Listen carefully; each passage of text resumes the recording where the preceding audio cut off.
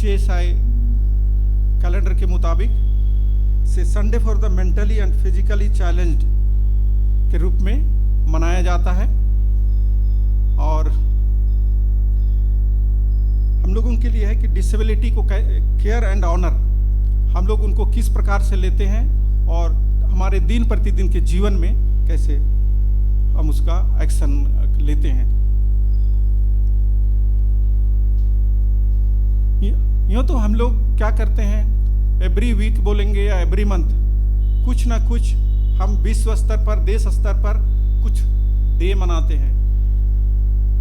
बहुत सारे डे हैं हमारे लिए मनाने के लिए। तो इसी तरह से वर्ल्ड डिसेबिलिटी डे भी हम मनाते हैं।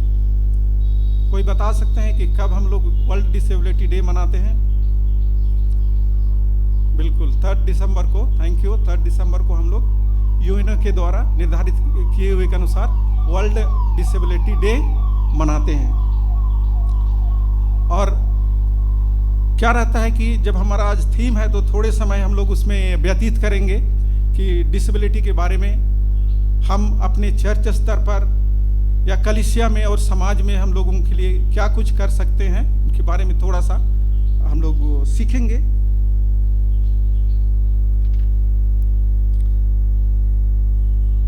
हमारे देश में भी, भारत देश में भी डिसेबिलिटी को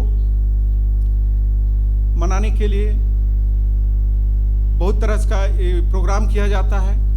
और हर प्रोग्राम के लिए, हर जब वर्ल्ड डिसेबिलिटी डे मनाते हैं तो उस दिन एक थीम रहता है और उस थीम के अनुसार वो डे मनाया जाता है। तो इस वर्ष के लिए यानी 2022 के लिए जो यूएनओ के द्वारा एक थीम दिया गया है, उसमें कहा गया है all disabilities are not visible.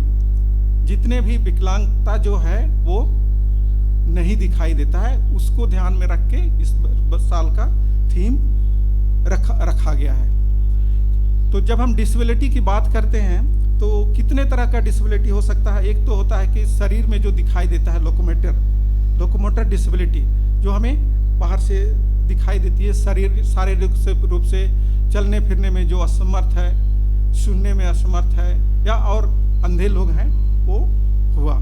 उसके बाद इंटेलेक्चुअल डिसेबिलिटी होता है, जो बुद्धि से वो लोग कमज़ोर होते हैं।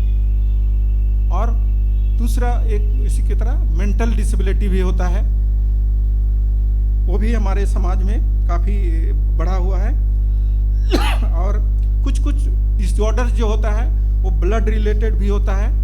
ब्लड रिलेटेड भी डिसेबिलिटी होता है, जिसको एक विशेष उदाहरण है थैलीसीमिया का, जो ब्लड से रिलेटेड एक डिसेबिलिटी होता है।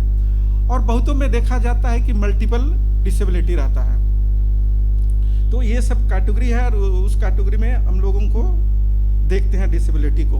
भारत सरकार ने भी जब यूएनओ जब इनको पर्सन विथ डिसेबिलिटी करके जो उन्होंने यूएनओ ने जो पास किया और मनाने का जब फैसला लिया वर्ल्ड डिसेबिलिटी डे, तो उन्होंने किया था 1992 में। और उसी के साथ उसी के ये में हमारे भारत देश में भी पर्सन विथ डिसेबिलिटी एक्ट बनाया और वो 1995 में लागू किया। और उसी के अनुसार वो मिलके बहुत सारे मिनिस्ट्री लेवल पर और अपने अपने स्तर पर कार्य किए जाते हैं। फिर उसके बाद एक 2016 में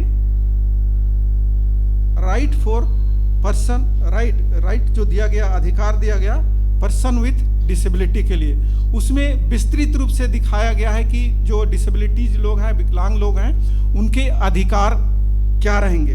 वो बहुत लंबा चौड़ा विषय है, उसमें टोटल 17 चैप्टर और 102 सेक्शंस हैं, बहुत सारे उसमें नंबर दिया गया है। तो ये सब चीज़ है। तो हम देखेंगे कि हमारे जो देश है उसमें किस प्रकार से गवर्नमेंट एक्शन लेती है।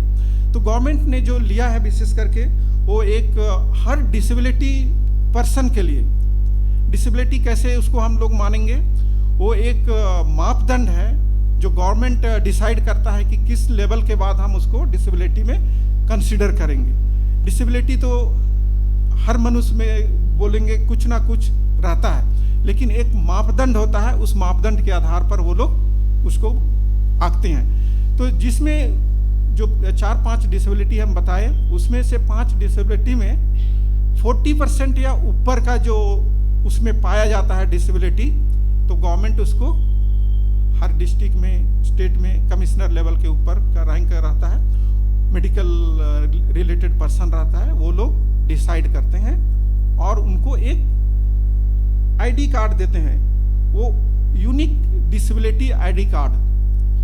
वो कार्ड अगर जिनके पास है तो उनको दूसरा कुछ चीज़ का ज़रूरत नहीं है, दूसरा डॉक्यूमेंट का ज़रूरत नहीं है, वो वेल ऑर्गेनाइज कार्ड है।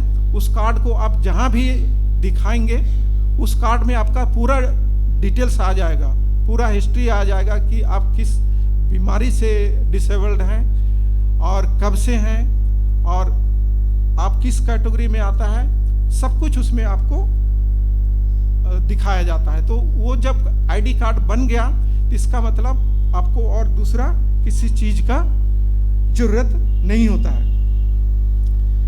तो हमारे देश में सरकार ने क्या क्या किया है हम लोग देखेंगे थोड़ा संक्षेप में। उसमें जो डिसेबल्ड पर्सन है उनके लिए एजुकेशन के लिए विशेष फैसिलिटीज़ दिया जाता है, स्कॉलरशिप उनको दिया जाता है, उनके लिए अलग से स्कॉलरशिप की व्यवस्था भारत सरकार के द्वारा किया गया है। और दूसरा हम लोग देखते हैं कि उनके लिए जब जॉब में भी उनके लिए एक रिजर्वेशन रहता है, जॉब में भी रिजर्वेशन कुछ 13% रहता है, उसके अनुसार वो लोग अपना अप्लाई करते हैं। और जॉब में भी उनके लिए इनकम टैक्स में भी अलग से रिबेट दिया जाता है। जो डिसेबल्ड विकलांग पर्सन है उनके लिए अलग से इनकम टैक्स में रिबेट दिया जाता है। उसके बाद ट्रेन में जा रहे हैं तो हमको कॉन्सेशन दिया जाता है, अलग से उनके लिए फेयर रहता है। स्टेट लेवल पर स्टेट ट्रांसपोर्ट जो रहता है उसमें फ्री ऑफ कॉस्ट जहां भी चाहिए स्टेट में उन लोगों को जाने का राइट्स है, जो राइट हमारे लिए दिया गया है 2016 के अनुसार। उसमें से वो लोग स्टेट लेवल का ट्रांसपोर्ट में जहां चाहे वहां जा सकते हैं। अगर कोई अनएम्प्लॉयड है, डिसेबल्ड पर्सन है, तो उनके लिए सरकार के द्वारा अनएम्प्लॉयमेंट अलाउंस भी दिया जाता है, वो भी व्यवस्था है। उसके साथ साथ क्या होता है, गवर्नमेंट में उनके लिए ग्रुप इंश्योरेंस की भी व्यवस्था है, गवर्नमेंट के द्वारा उनको ग्रुप इंश्योरेंस भी किया जाता है। और एक है,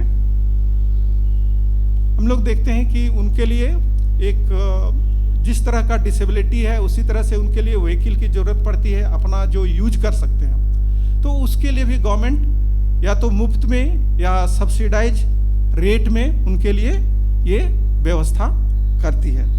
तो ये सब चीज़ है जो हम देखते हैं कि हम लोगों के देश स्तर पर भारत सरकार के द्वारा डिसेबिलिटी को ऑनर करने के लिए, उनको ये करने के लिए, अच्छी तरह से ये करने के लिए बताया गया है। तो आखिर हम लोग मनाते क्यों हैं डिसेबिलिटी का जो डे मनाते हैं, वो क्यों मनाते हैं?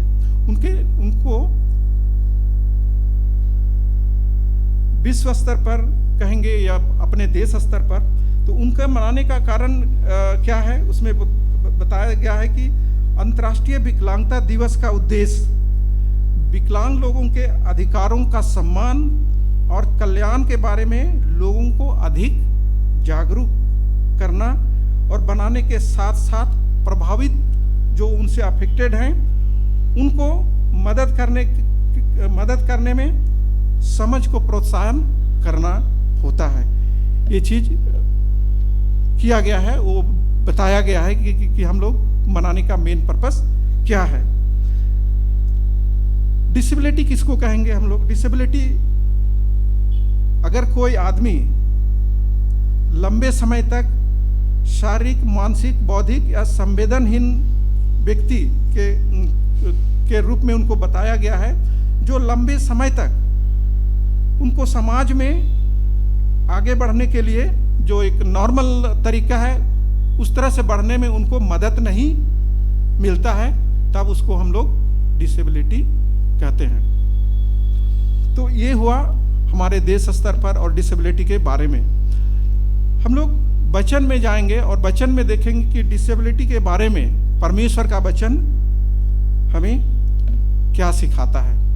आज हम लोग जो वचन पढ़े पुराने नियम में और साथ ही एपिस्टल रीडिंग में, जो प्रभु यीशु एक लकवे के सूखे हाथ वाले को चंगा करता है, और सुसमाचार में अनियास नामक एक रोगी को चंगा, लकवा से जो भी पीड़ित था, 8 बरस से वो पीड़ित था, उसको परमेश्वर ने चंगा किया। और पुराने नियम में हम लोग देखेंगे कि मेन मपीबोशत जो था, शाऊल का पोता, योनाथन का बेटा, वो किस प्रकार से उसको दाऊद ने सम्मान किया और उनको एक आदर सत्कार दिया, उसको हम लोग देखेंगे। पहले हम लोग मैं विशेष करके पुराने नियम पर जाऊंगा और पुराने नियम के अनुसार आप लोगों को बताने का कोशिश करूंगा कि ये हमारे लिए क्या मायने रखता है और हम क्या सीख सकते हैं।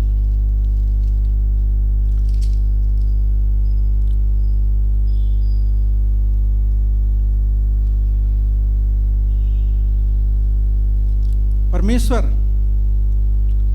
या तो परमेश्वर के राज्य में या परमेश्वर की भाषा में, परमेश्वर की भाषा में कहने का मतलब ये नहीं है कि परमेश्वर का भाषा, लेकिन जो हमारा बाइबल की भाषा है, उस बाइबल की भाषा में डिसेबिलिटी को, विकलांगता को वैसा नहीं बताया गया है जिस रूप में हम लोग उसको देखते हैं। अब जो वचन पढ़ा गया पुराने नियम 2 सामुएल उसका 9 का 1 से 13 में, उसमें डिसेबिलिटी को तीसरा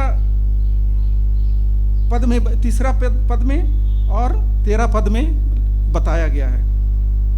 तीसरा पद में कहा गया है, हाँ योनातन का एक बेटा तो है जो लंगड़ा है। और 13 में कहता है, वह दोनों पांवों का पंगुला था। 2 जगह में, एक जगह पुंगुला कहता है और एक जगह लंगड़ा कहता है, और ये सही भी है। इंग्लिश में जब हम लोग पढ़ते हैं तो उसमें लेम लिखा गया है, लेम के बारे में बताया गया है, लेकिन हिंदी में क्यों अलग बताया गया है? हिंदी में अलग बताया गया है। तो इस मामले में मैं कहूँगा कि हिंदी में जो ट्रांसलेट हुआ है हमारे लिए, वो उससे बेहतर है और उसको उचित रूप में रखा गया है।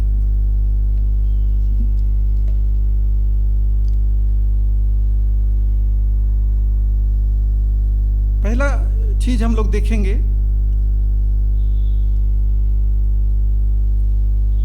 कि योनातन का बेटा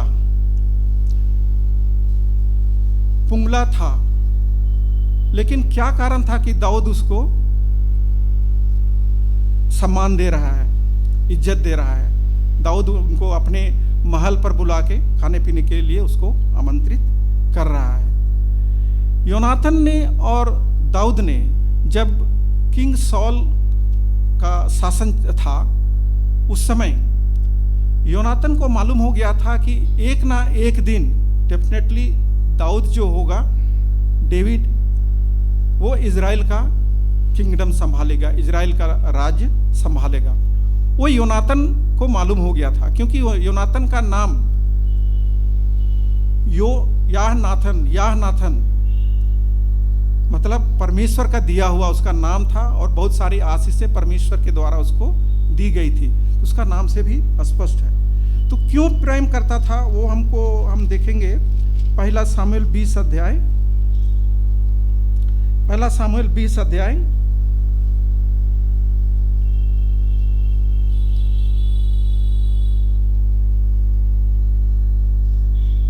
उसका 14 से पढ़िए, 14 और 17 तक, 14 से 17 तक कोई पढ़ने में अगुवाई करे।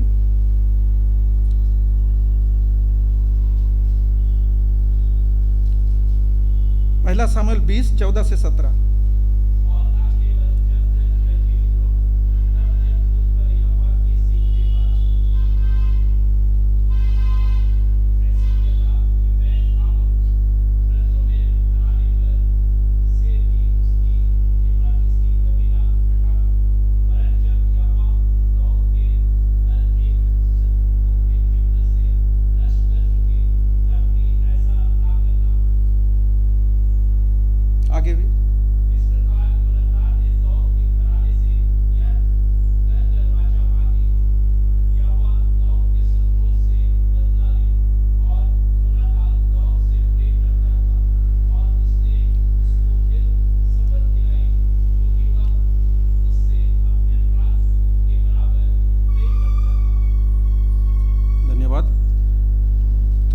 प्रेम करने का मतलब क्या था? जोनातन और दाऊद का उन्होंने जो प्रतिज्ञा किया था दोनों मिलके कि अगर तुम किंगडम में तुम्हारा हो जाएगा तो तुम न सिर्फ मेरे ऊपर वरन मेरे खानदान के ऊपर भी एक एक लोगों पर तुम दया करना। इस तरह का दोनों को बीच में उन्होंने कॉवेनेंट बांधा था। अदरवाइज नॉर्मली क्या होता है कि जब भी किंगडम चेंज होता है, पुराने ज़माने की बात हुई, जब किंगडम चेंज होता था, दूसरा राजा आता था दूसरा वंश से, तो जितने भी पहले वाले राजा का जो वंश था उसको लोग हत्या कर देते थे। उनका शासन को ही बहुत कारणों से वो लोग ख़त्म कर देते थे। वो चीज़ उनके मन जहन में था, इसीलिए योनातन ने दाऊद के साथ प्रतिज्ञा बांधी दोनों ने मिलके कि तुम मेरे ऊपर और मेरे बाद मेरे खानदानों के ऊपर भी दया करना। और वही कारण था कि दाऊद ने योनातन के बेटे मपीबोशत पर दया की। तीसरा जो वचन हम लोगों ने पढ़ा अभी 9:3 में, उसमें जो लंगड़े का जो वर्णन किया गया है, लंगड़ा 2 रूपों में बाइबल में बताया गया है। हिब्रू जो भाषा है उसमें बताया गया है कि लंगड़े का जो ये रहता है, हम लोग ये बताना चाहूँगा कि हम लोग डेली लाइफ में या हम लोग का मॉडर्न टाइम में क्या देखते हैं कि उनका आउटर एक्सपीरियंस देखते हैं, आउटर अपीयरेंस देखते हैं, बाहरी दिखावा को देखते हैं कि वो किस तरह का है। लंगड़ा है मतलब लंगड़ा, उसको देखते हैं कि चलने फिरने नहीं सकता है, इसलिए उसको हम लोग लंगड़ा कंसीडर करते हैं। लेकिन हिब्रू का जो लैंग्वेज है उसमें उनका अपीयरेंस को हम लोग नहीं देखते हैं, बल्कि उनका बिहेवियर को देखते हैं। उनका लंगड़ेपन को नहीं देखते हैं और उनका अपीयरेंस को देखते हैं। और यही वजह है कि जो यहाँ पर ये लिखा गया है उनका मीनिंग इब्रानी में अलग दिया गया है। ये जो शब्द है 9:3 में, वो शब्द बाइबल में केवल 3 जगह उपयोग हुआ है, 3 जगह उपयोग हुआ है। एक तो यहाँ पर 9:3 में, और दूसरा एक इसी चैप्टर में 4:4 में, दूसरा शामिल 4:4 में अपीयर हुआ है। वहाँ भी लंगड़ा का, साउल के पुत्र योनातन का एक लंगड़ा बेटा था, वो है, ये दूसरा है। और तीसरा एक जो मिलता है वो है यशायाह 66 उसका 2 में इनको बताया गया है लंगड़ापन के बारे में। जिस लंगड़ा का जो हम लोग बात कर रहे हैं वो 66:3 में बताया गया है।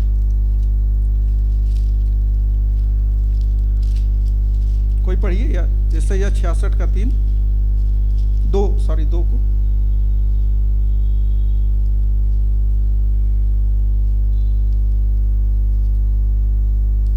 यशायाह 66:2।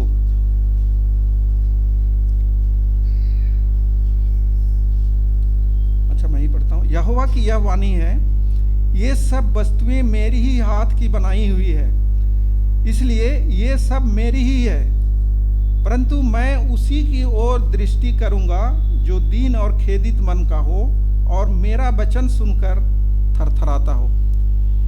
यहाँ पर लंगड़ेपन का कहीं उल्लेख नहीं किया गया है, लेकिन जो मैं 3 वो जो शब्द लंगड़ापन का जो दूसरा शामिल 9:3 में जो लंगड़ा का जो यूज किया गया है, वही शब्द यहाँ पर बोला गया है। दीन और खेदित मन का हो, जो दीन और खेदित मन को हो, उसके लिए केवल एक शब्द का यूज किया गया है। यहाँ 3 शब्द बोला गया है। और लंगड़ा को हम लोग आउटर रूप में हम लोग देखते हैं लेम बोलते हैं, लेकिन हिब्रानी में जो यूज किया गया है उसको नाके करके बोला गया है। तो परमेश्वर जो नाके जो शब्द है केवल 3 जगह में उनको उपयोग किया गया है। वो मपीबोशत जो था वो लंगड़ा था, हमारे लिए बताया गया है कि वो लंगड़ा था, लेकिन यहाँ जो अब हम लोग पढ़ते हैं 66:2 में, वो दीन और खेदित मन का था, दीन और खेदित मन का था। परमेश्वर उसको जानता था कि वो जो था मपीबोशत दीन और खेदित मन का था, लंगड़ा था दिखने में, लेकिन परमेश्वर उसके मन को देखता था, उनका बिहेवियर को देखता था कि वो कैसे है। और वही कारण है कि परमेश्वर ने उसको दाऊद के द्वारा एक सम्मान दिया, एक आदर सम्मान दिया बहुत बड़ा।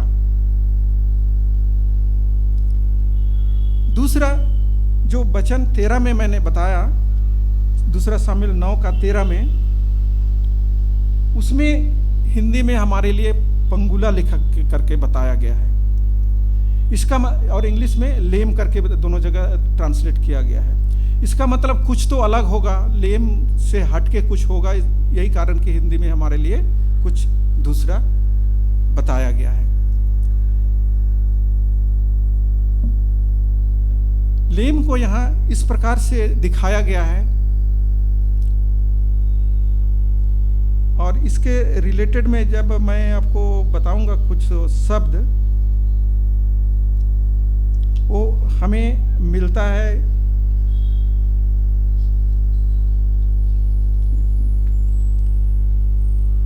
निर्गमन उसका 12, निर्गमन 12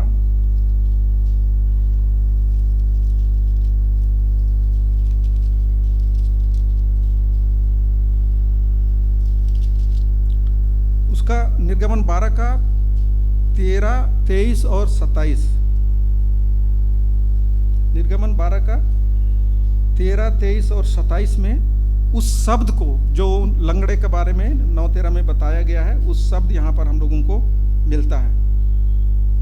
और उसमें कहा गया है, जिन घरों में तुम रहोगे उन पर वह लहू तुम्हारे लिए चिन्ह ठहरेगा।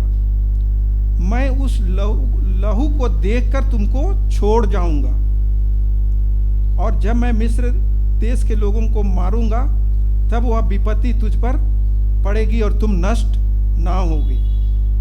और फिर 23 में कहता है, क्योंकि यहोवा देश के बीच होकर मिस्रियों को मारता जाएगा, इसलिए जहां जहां वह चौखट के सिरे और दोनों अलंगों पर उस लहू को देखेगा, वहां वह उस द्वार को छोड़ जाएगा।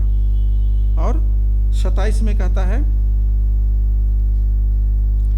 तब तुम उनको यह उत्तर देना, यहोवा ने जो मिस्रियों को मारने के समय मिस्र में रहने वाले हम इस्राएलियों के घरों को छोड़कर हमारे घरों को बचाया, इसी कारण उसके फसह का यह बलिदान किया जाता है। ये जो वचन है, जो बताया गया है, वो हमारा फसह का पर्व जो है, फसह का पर्व जो हम लोग इजरायली लोग ज़्यादातर मनाते हैं और जिसका वर्णन किया गया है, वो सब उस फसह से रिलेटेड है। और यही कारण है कि वही शब्द यहाँ पर उसको बताया गया है। तो वो शब्द क्या चीज़ है? वो बोल रहा है कि हम लोग सुने हैं कि पास ओवर मतलब उस चीज़ को ओवरटेक करना, स्किप करना। जो हम लोग निर्गमन 12 का 3 जो पद पढ़े, उसमें क्या कर रहा है, जब परमेश्वर मिस्रियों को मारने के लिए जाता है और जिस द्वार का चौखट में मेमने का लहू लगा हुआ था, उसको वो क्या करता है, स्किप करता है, पास ओवर कर जाता है, आगे चला जाता है, उसको छोड़ देता है। और वही वचन यहाँ पर पंगुला के लिए दिया गया है। हम लोग पंगुला जो पढ़े 9:13 में, वही चीज़ है। और तो दोनों का एक इंटर रिलेटेड कनेक्शन है दोनों चीज़ का। यहाँ पर हम लोग लंगड़ा पढ़ रहे हैं, लंगड़े के रूप में उसका अध्ययन कर रहे हैं, लेकिन वो लंगड़ा इसके साथ साथ जो पास ओवर का जो फेस्टिवल है हमारे लिए, जो फसह का मेमना बोलते हैं, फसह का जो बलिदान हुआ, उससे वो एक रिलेटेड वर्ड है और बहुत ज़्यादा इंटर कनेक्टेड है। इसके अतिरिक्त और भी बहुत सारे जगहों में उसका वर्णन किया गया है। जो पंगुला हम लोग वचन सुने उसको, और उसको इब्रानी में बोला गया है पिशाक करके बोला गया है, पिशाक करके। उसमें फसा जैसे हम लोग बोलते हैं, लेकिन इब्रानी में पिशाक करके लिखा गया है। तो पिशाक वो है क्या चीज़ एक्चुअली? परमेश्वर इब्रानियों बंधुआई में जी रहे थे जिस समय, उस समय स्किप कर रहा था परमेश्वर। स्किप किया, बहुत सारा घर को स्किप किया बोलेंगे, उनको छोड़ दिया। इससे रिलेटेड एक शब्द मैं और शेयर करना चाहूंगा।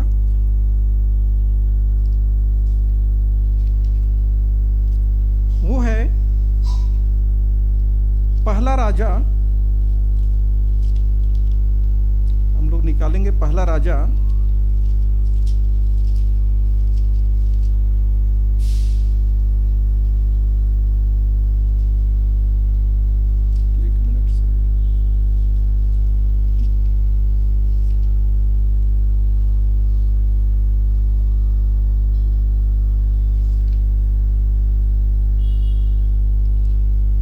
18 अध्याय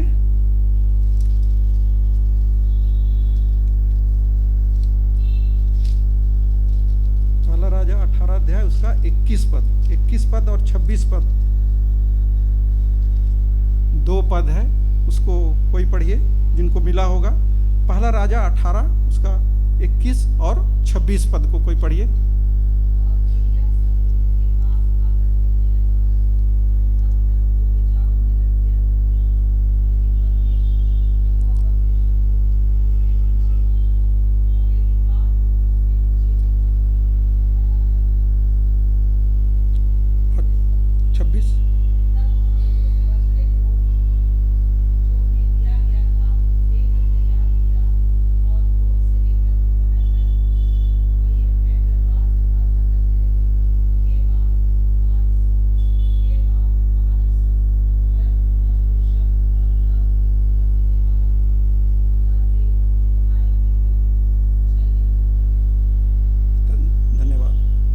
मेरा इस तरह से रेफरेंस देने का एक मतलब यही है कि हम लोग बच्चन को जो रिलेटेड वर्ड है एक जगह में अगर समझ में नहीं आया तो वही चीज़ जो बाइबल में बताया गया है उसको अगर हम लोग देखते हैं कि वहाँ क्या कहा गया है और उस तरीके से हमको समझने में वो मदद करता है। यहाँ 18 का 21 में जो कहता है, और एलिया सब लोगों के पास आकर कहने लगे, तुम कब तक दो विचारों में लटके रहोगे, दो विचारों में लटके रहोगे। और लटके रहोगे वो जो है वर्ड है वो वही वर्ड है जो हमको 2 शामुएल 9:13 में वो बताया गया है। वही वर्ड, कब तक तुम दो चीज में लटके रहोगे। एक लोग था कि बाल को पूजा करता था और दूसरा प्रभु यहोवा का आराधना करता था। और वहाँ पर बहुत सारे लोग बाल के पुजारी लोग थे, वो लोग लटके हुए थे दो चीज़ों में कि हम बाल को हम पूजा करेंगे या परमेश्वर का पूजा करेंगे। तो वो लोग लटके हुए थे मतलब वो लोग लिंपिंग, जिसको हम लोग लिंपिंग बोलते हैं, वो लोग उस डिसाइड नहीं करने पा रहे थे उस चीज़ है। और 26 में जो वर्ड कहा गया है वे लोग क्या करने लगे, आखिरी में जब पाठ में देखते हैं तब वे अपनी बनाई हुई वेदी पर उछल कूद करने लगे।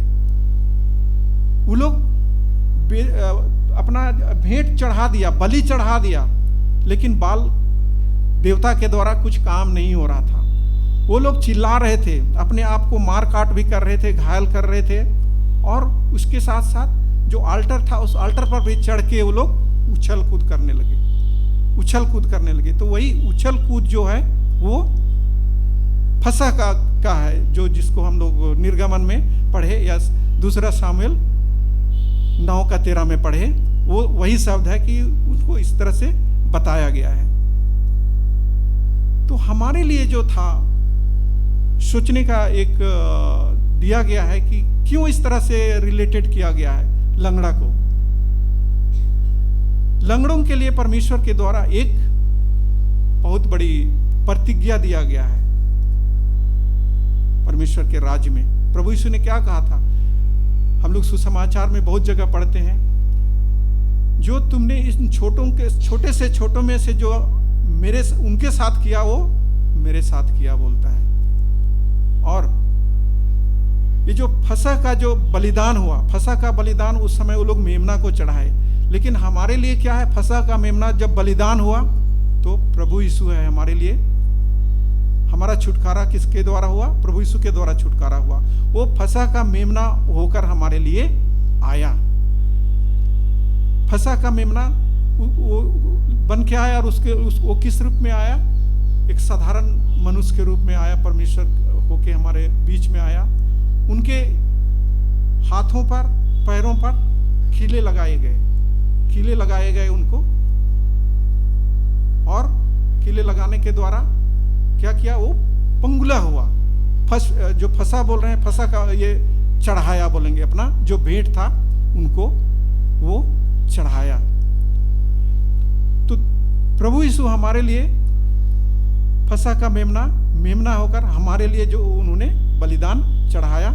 इसीलिए दोनों जो शब्द है वो इंटर कनेक्टेड है, लेकिन यहाँ पर हम लोग उसको एक लंगड़े के रूप में हम लोग देखते हैं, लेकिन जो उनका मूल भाषा में जो उनका अनुवाद किया गया है वो उनका अलग मायने रखा गया है। तो कितना महत्व है हमारे लिए फसह का मेमना, और परमेश्वर के लिए वो कितना महत्व था। परमेश्वर ने इजरायलियों को छुड़ाने के लिए मेमने का बलिदान चढ़ाया, लेकिन दुनिया को छुड़ाने के लिए परमेश्वर ने प्रभु यीशु को बलिदान चढ़ाया।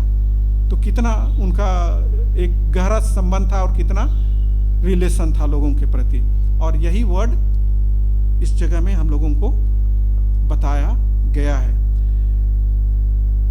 दूसरा एक मैं बोलना चाहूँगा, वो क्या है कि कल हम लोगों ने एक शब्द मैंने बताया, परमेश्वर की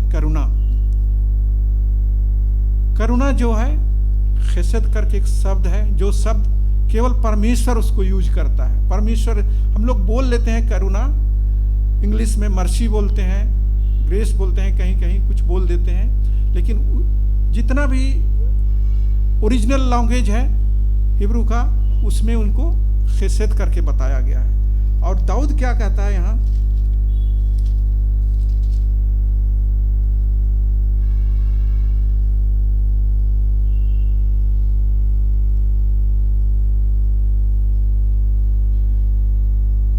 सात पद में, 9 का 7 में कहता है, दाऊद ने उससे कहा, मत डर, तेरे पिता योनातन के कारण मैं तुझको प्रीति दिखाऊंगा और तेरे दादा साउल की सारी भूमि तुझे फेर दूंगा और तू मेरी मेज पर भोजन किया करेगा।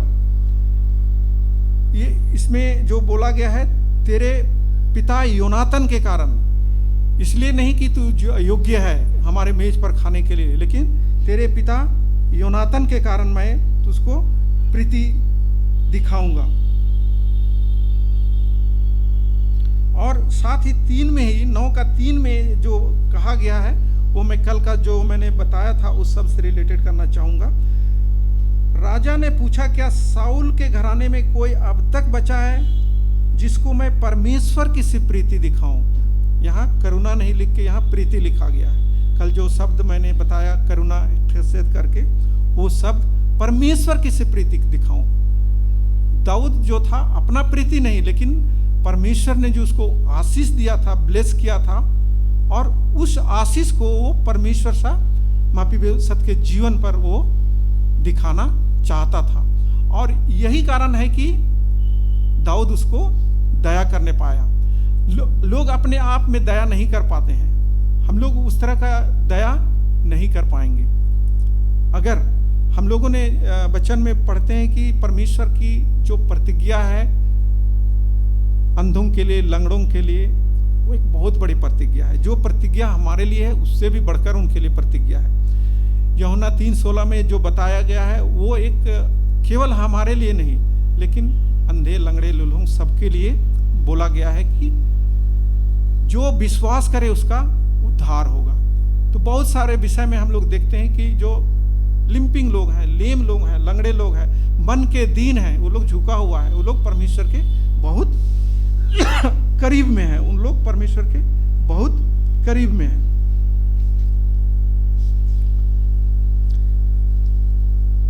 एक वचन मैं और शेयर करूंगा, वो है यशायाह 35 का 5 और 6।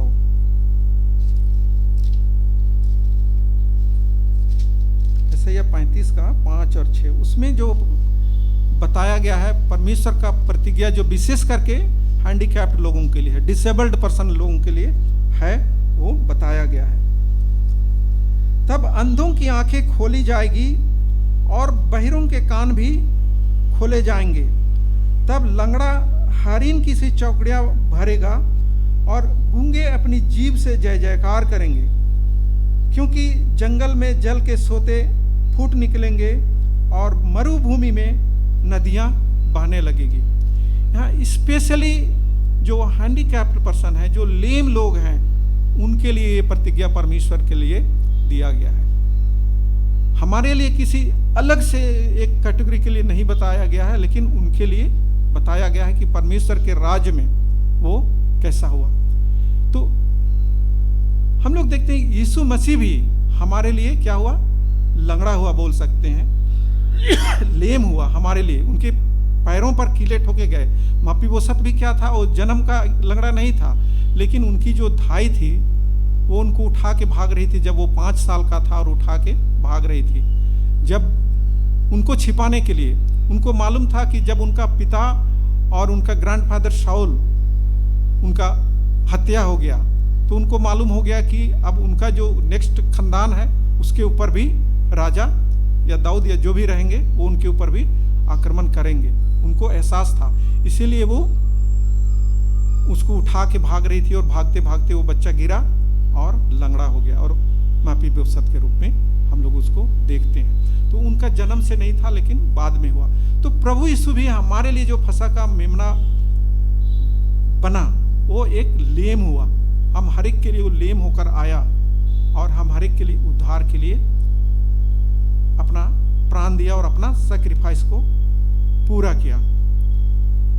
दूसरा जो हम लोगों ने वचन सुना, वो वचन था सूखे हुए हाथ को चंगा करना। वहां सूखे हुए हाथ का जो आदमी था वो आराधनालय में बैठा हुआ था, और प्रभु यीशु वहां से जब आराधनालय में जा रहे थे तो उन्होंने देखा। वहां 2 प्रकार के लोग देखे, प्रभु यीशु था, लंगड़ा था, और फरीसी लोग थे कुछ लोग। वो जो लेम जो था उसका क्या था, उसका हाथ सूखा हुआ था। लेकिन फरीसी लोग का मन, वहां पर भी अगर हम लोग देखते हैं तो फरीसी लोगों का क्या था,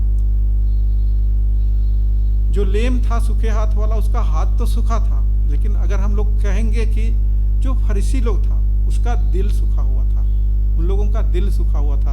हम लोग अगर बोलेंगे तो कोई ज्यादा नहीं होगा, क्योंकि वो लोग नहीं चाहते थे कि वो चंगा हो, लेकिन प्रभु यीशु फसह के दिन में, ये जो माफ कीजिएगा, जो सबत का दिन है उस दिन चंगा नहीं करे, उनका इस तरह का ध्येय था। तो प्रभु यीशु का जो एक मिशन था, वो मिशन उन्होंने हम हर एक के लिए पूरा किया, और लंगड़ा होकर आया हमारे बीच में और पूरा किया। आज हमारे समाज में, हमारे कलीसिया में अगर हम लोग सोचेंगे कि दाऊद, उनका बच्चे लोग थे, बेटे लोग थे, नहीं से वो बात नहीं है, था, लेकिन वो क्या किया, एक लेम को, एक लंगड़ा को वो एडॉप्ट किया।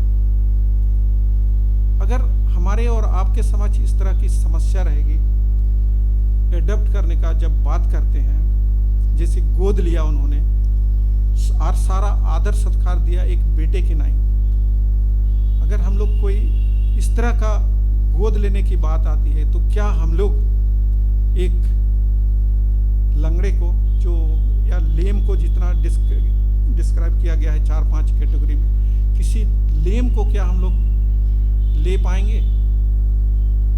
बहुत कठिन विषय है, बहुत कठिन सवाल भी है। लेकिन परमेश्वर की करुणा एक ऐसी करुणा है जिसके तहत वो दाऊद के मन को उभारा, और वो भी किया। नहीं तो क्या जरूरत था, वो अपने से नहीं कर सकता था, लेकिन परमेश्वर की करुणा के द्वारा वो उनको अडॉप्ट किया और अपने राज के लिए शामिल किया। साथ ही अगर मैं ये बोलना चाहूंगा, परमेश्वर ने हमारे लिए प्रतिज्ञा दिया है, बहुत सारी प्रतिज्ञा दिया है। मत डरो, मत घबराओ, डरो मत, बहुत सारी प्रतिज्ञा दी है। अगर उस प्रतिज्ञा में हम लोग खरे नहीं उतरते हैं तो इसका मतलब है कि हम लोग परमेश्वर के निकट लेम हैं, हम लोग परमेश्वर के निकट हैंडीकैप्ड हैं। परमेश्वर के वचन में अगर हम लोग नहीं चलते हैं, विश्वास नहीं कर पाते हैं, इसका मतलब हम लोग परमेश्वर की नजरों में, वो क्या करता है, हमारे आउटर रिफ्लेक्शन को नहीं देखता है कि हम कैसे देखते हैं, लेकिन वो हमारे मनों को देखता है, हमारे मनों को देखता है, हमारे मनों को जांचता है। तो हमारे लिए भी कि इस तरह का परिस्थितियां हैं कि हम लोग चर्च में, अपने समाज में किस प्रकार से एक लेम को देखेंगे, जो असहाय है उन लोगों के प्रति हम किस रूप में उसको देख सकते हैं। तो कलीसिया में या तो हम इर्द गिर्द में जब हम लोग उनकी शुद्धि लेते हैं, कहेंगे कि एटलीस्ट उनके साथ हम लोग शुद्धि लेते हैं, एक संगति बनाते हैं, वो भी हमारे लिए एक बहुत बड़ा उपलब्धि है, बहुत बड़ा काम है हमारे लिए कि हम उनके साथ मिल के, बांट के उनके साथ जीवन जी सकें। क्योंकि परमेश्वर के राज में सब एक हैं, अलग नहीं है। परमेश्वर का प्रतिज्ञा जो है वो हमारे हर एक के लिए एक सामान्य प्रतिज्ञा रखता है। हम लोग कभी पूछे हैं कि जैसे विशेष करके हम लोग जो हैंडीकैप्ड है उनके पेरेंट्स को, उनके भाई बहन को, या और उनके जो क्लोज लोग हैं जो उनको देखभाल करते हैं, अगर हम लोग जानना चाहेंगे तो देखेंगे कि हम लोग पूछ सकते हैं उसको कि आप इसको किस रूप में केयर करते हैं, किस रूप में केयर करते हैं, इनके लिए आपका जीवन का क्या सैक्रिफाइस है, उनका योजना क्या है। उस सब को हम लोग देखेंगे तो समझ पाएंगे उनके दिलों को, उनके माँ बाप के दिलों को भी, और हैंडीकैप्ड लोग जो हैं, लेम हैं, उनके मनों को भी हम लोग समझ पाएंगे कि उनका जीवन किस प्रकार से है और उनके लिए वो क्या महत्व रखता है। तो आज का जो हम लोगों के लिए संडे जब हम लोग मना रहे हैं डिसेबल्ड डे के लिए, तो ऑनर करना और केयर करना, इस संबंध में हम लोग अपने दिन प्रतिदिन के जीवन में देखेंगे कि हम लोग किस प्रकार से उनके संपर्क में, उनके नज़दीक, उनको अनदेखा नहीं करना है, अनदेखा नहीं करना है। जरूर हम लोगों को उनकी शुद्धि लेना है, देखना है, और ये परमेश्वर हमको करने में मदद करेगा। जैसा दाऊद को परमेश्वर ने किया, वो परमेश्वर हम हर एक को भी मदद करेगा ताकि हम लोग उनका केयर करने पाएंगे। तो परमेश्वर आज के इस वचन के द्वारा हमको सोचने में मदद करे, सहायता किए, तब ताकि हम लोग अपने आप को खड़ा पर पाएंगे। धन्यवाद।